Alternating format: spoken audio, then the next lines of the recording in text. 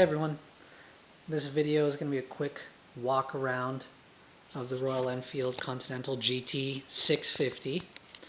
I've had it for just about a year, actually a little over a year. I'll tell you some of the changes I've made, some of the things I like, some of the things I don't like. So let's get started. First thing you'll notice right away is the front fairing. This is from Autologue Design. It's from a company in India. I actually found them on Instagram and actually did everything through Instagram. Reached out to them. They talked about the design, showed me some mock-ups. I was able to order through there too. They placed an order.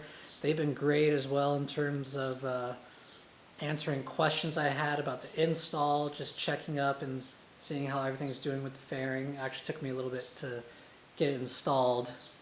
It was a little more challenging than I thought it would be.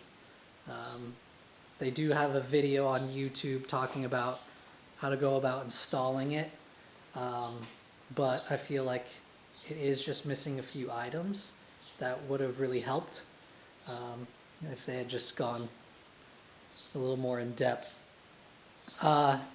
So the fairing is all bolt-on. It is actually pretty involved in terms of installing the kit.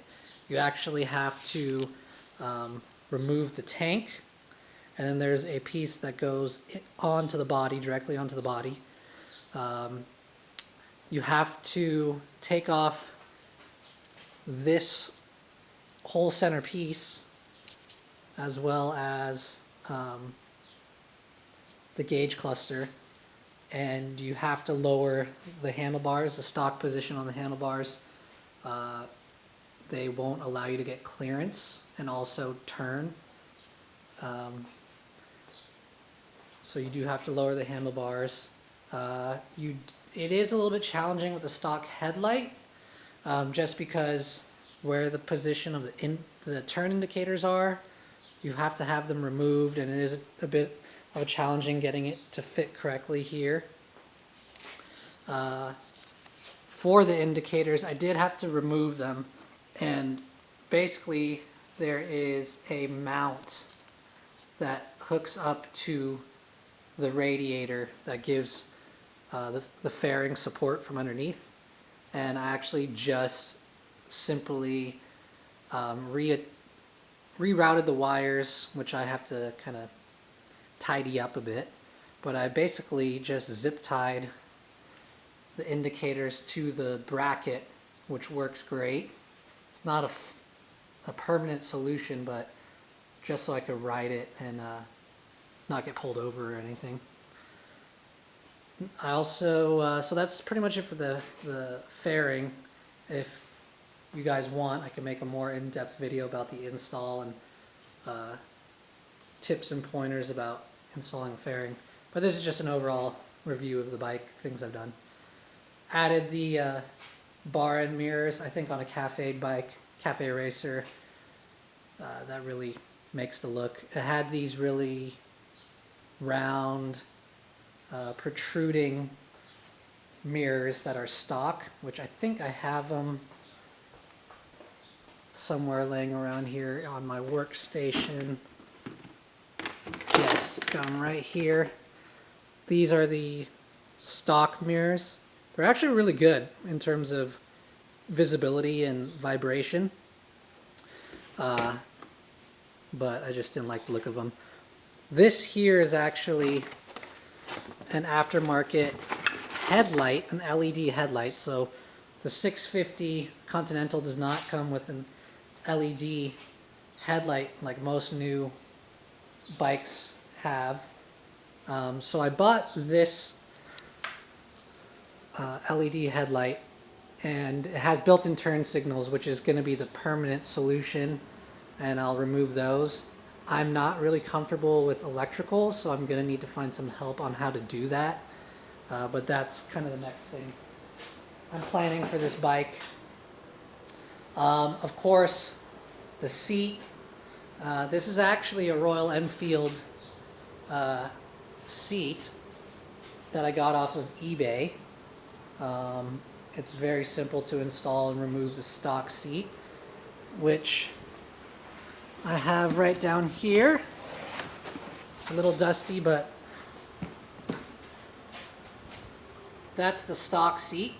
It actually doesn't look bad, but I've just been a fan of how this bike looks with the whole shebang. It is a really nice looking bike. In terms of the performance, it's a 650.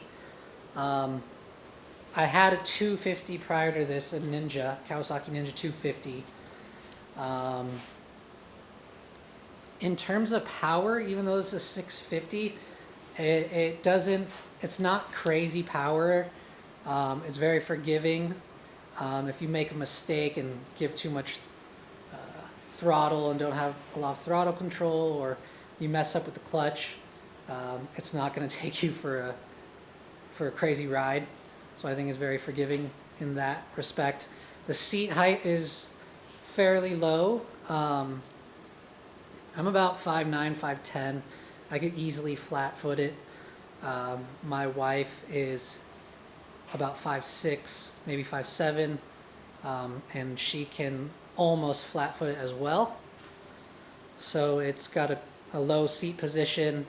It's a really heavy bike, at least for me. So it's not forgiving in the sense of making mistakes at slow speeds. It's been a couple of times where coming out of the driveway, I hit the bottom of the driveway going too slow, and it just threw the bike off balance, and I almost dumped it. I caught it, but it's really a fight to make sure it doesn't fall over. But in terms of weight as well, just trying to keep the weight down. The fairing does come with these supports that are supposed to go on to the underside of the fairing. I didn't install them. I've ridden the bike on the freeway around town, and it doesn't seem to vibrate or jostle too much. And the bike is already heavy, so if I can avoid putting on additional weight, that's great. It's definitely not meant for, it's not comfortable in my opinion for long distance rides. I was commuting into work with this when I first got it, and it was a 45-mile round trip.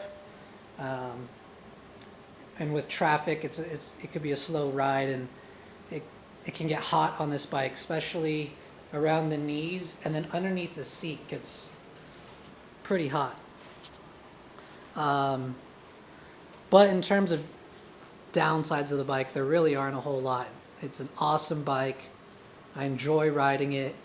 I get a lot of comments on it, positive comments, asking what type of motorcycle it is, where it's made. It's just an all-around great bike. I don't see myself getting rid of it anytime soon or going for an upgrade. I'm a relatively new rider, so 650 cc's is plenty for me for what I do. If I were to get a new bike, it would definitely be something that I can take on longer rides. One thing that I will do is, once I find the right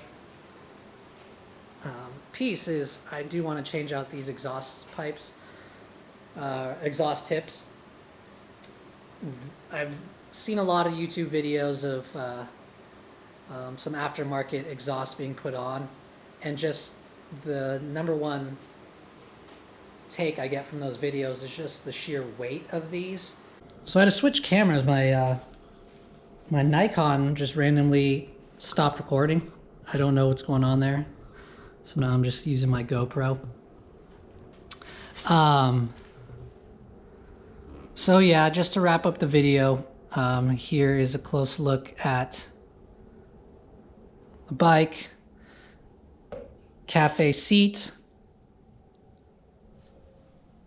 bar and mirrors, front fairing, and soon I'll be installing the LED headlight, and that'll be pretty much it. I'm going to keep all the original parts too in the event that I do trade it in at some point. It won't be for a long time, but that's that. Thanks for watching the video. Like I said, if people want to see a more in-depth how-to video on installing the fairing or the seat for that matter, just comment and I'll probably make one. If you like the video, give me a thumbs up, subscribe. You're watching Cashman's Collection. Thanks for tuning in. I appreciate it.